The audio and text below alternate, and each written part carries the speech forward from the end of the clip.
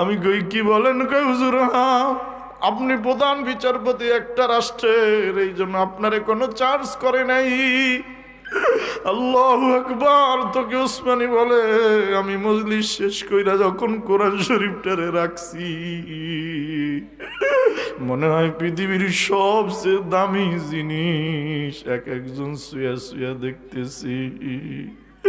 ওরে বন্ধু, তুমি বই পড়ো, আমি মিথ্যা বলি নাই।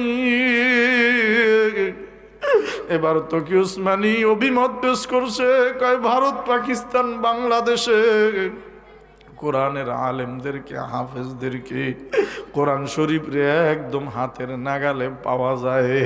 মসজিদে গেলে হাত দিলেই কোরআন শরীফটা পাওয়া যায়। কত মসজিদে কোরআন শরীফ পুরান হয়ে গেছে, কত মাদ্রাসায় শত শত কোরআন শরীফ পুরান হয়ে গেছে।